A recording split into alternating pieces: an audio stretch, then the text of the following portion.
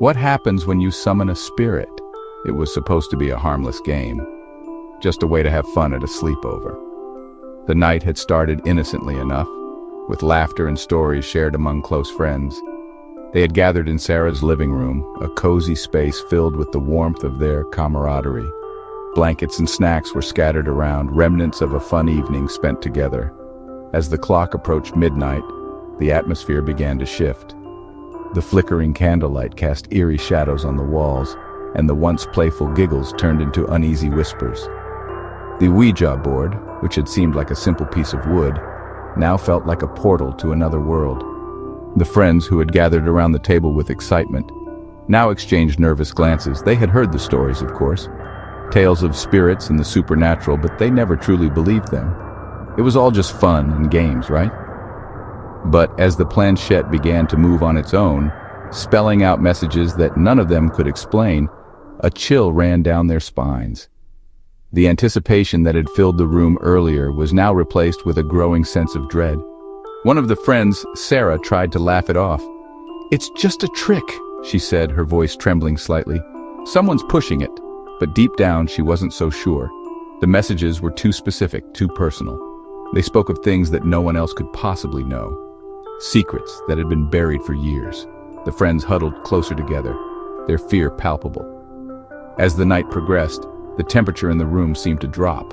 The candle flickered more violently, casting long, dancing shadows. They wanted to stop, to put the board away and forget this ever happened, but something compelled them to continue.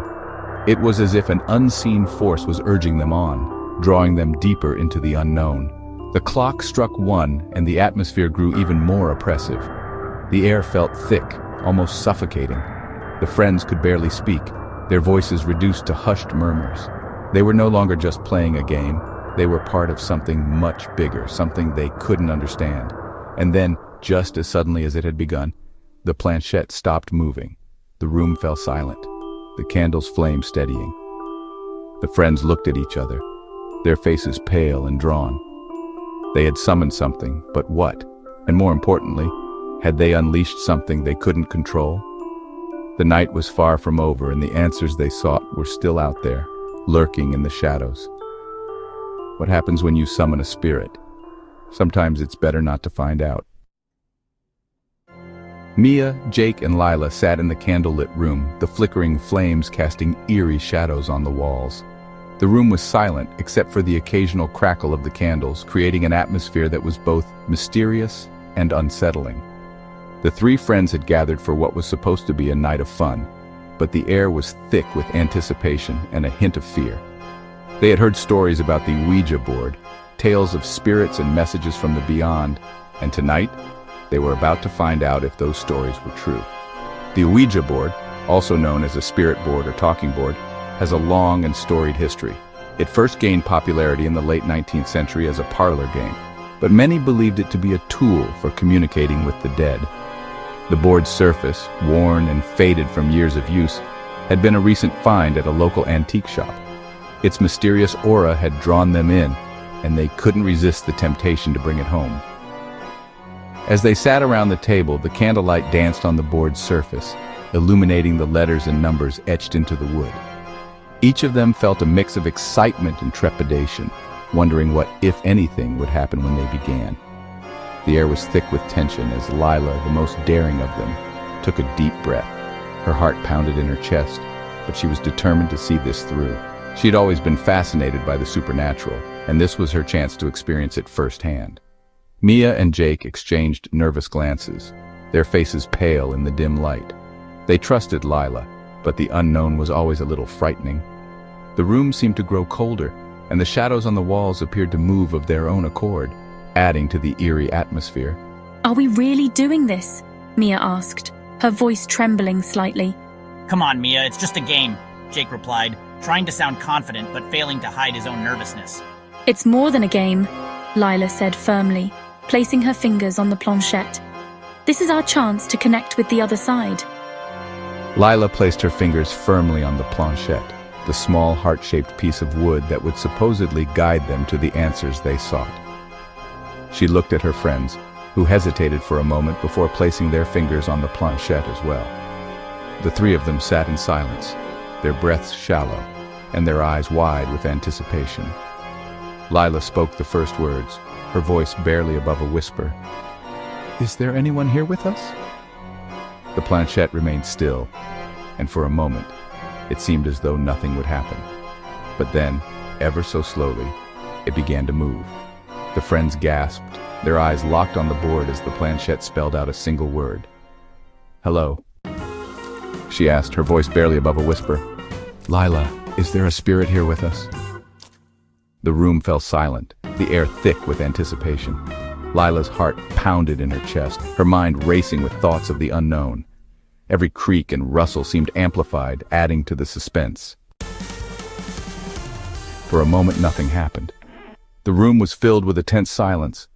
Eyes widened, breaths held. Then, the planchette moved. "You're pushing it!" she accused, her voice trembling with anger. Jake's face turned defensive, his eyes narrowing. "We swear we didn't do it," he insisted, his voice firm. Lila, standing beside him, looked anxious, her hands fidgeting nervously. The room was dimly lit, shadows dancing on the walls, adding to the tension. The pointer spelled Y-E-S. A chill ran through Mia's spine. Her eyes widened and her hand began to tremble. The room felt colder, and an eerie silence enveloped them. With a trembling voice and heart pounding, they asked, "What's your name?" The board responded, "Notimportant." The candle flickered violently, casting twisted shadows on the walls. A chilling breeze swept through the room and an unsettling coldness gripped the air. With trembling voices and hearts pounding, they asked, "What do you want?" The planchette started moving faster. The characters' faces twisted in fear and shock. The room grew colder and the candlelight flickered, casting eerie shadows. "You." Suddenly, the room went ice cold. A chilling mist creeping across the floor. A deafening bang echoed as the window slammed shut, sending the curtains billowing. The candle flickered violently before blowing out, plunging the room into darkness. Silence enveloped the space, broken only by the sound of your own breath. Then a whisper, a chilling, breathy murmur, right in Mia's ear, sending shivers down her spine. "You invited me." Their eyes widened in fear. Hands trembled. A shadowy figure lurked in the corner. The three of them screamed, their voices echoing off the walls of the dark, oppressive room. Fear gripped their hearts as they felt an unseen presence closing in around them. The darkness seemed to thicken, almost as if it were alive, feeding off their terror. Their breaths came in ragged gasps, each one more desperate than the last. In a frantic rush, they scrambled to turn on the lights. Their hands fumbled over the switches, shaking uncontrollably. The room was filled with the sounds of their desperate attempts to banish the darkness. Each second felt like an eternity as they fought against the overwhelming sense of dread. The air was thick with panic, their movements frantic and uncoordinated, but when they finally succeeded, the harsh light revealed an unsettling sight. The board, which had been the center of their attention just moments before, was gone. The table where it had rested was now empty, as if it had never been there at all. The room felt eerily silent, the air thick with an unspoken tension. It was as if the very essence of the room had shifted, leaving behind a void that was palpable. Only one thing remained, 3 deep scratches on the floor. These marks were not just ordinary scratches, they were gouged into the wood, as if made by something with immense strength.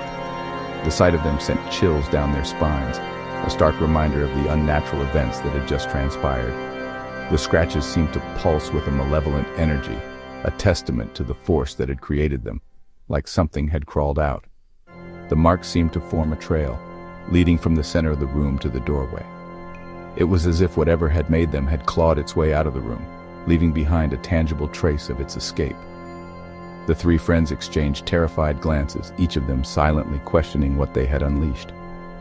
The room, once a place of curiosity and excitement, now felt like a tomb, haunted by the remnants of their ill-fated experiment.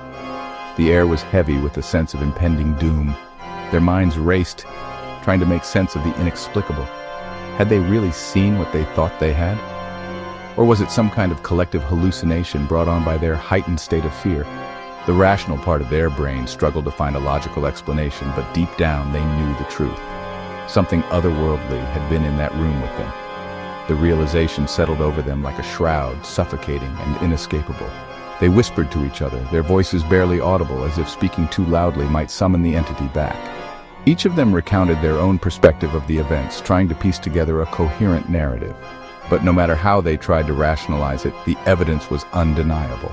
The board was gone, and the scratches were real. Their whispers were tinged with a mix of disbelief and terror, each word a fragile attempt to grasp the reality of their situation. They stood around the scratches, staring down at them as if they might reveal some hidden secret. The room felt colder now, the air heavy with a sense of foreboding. It was clear that whatever had happened here was far from over. The scratches were a warning, a sign that they had crossed a line that should never have been crossed. The silence was oppressive, each second stretching into an eternity. With a sense of resignation, they decided to leave the room. As they walked away, they couldn't shake the feeling that they were being watched. The door closed behind them with a final, ominous click, sealing the room and its dark secrets away. But they knew that the events of that night would haunt them forever, a constant reminder of the dangers that lurk just beyond the veil of the known world. The echoes of their footsteps faded, but the sense of dread lingered, a shadow that would follow them always. They never spoke about it again, but at night, Mia could still hear the whisper. The room would grow colder, shadows danced on the walls, and a faint eerie melody would play in the distance. You invited me, again and again. Each time the shadows grew darker, the air colder. Until I could no longer resist.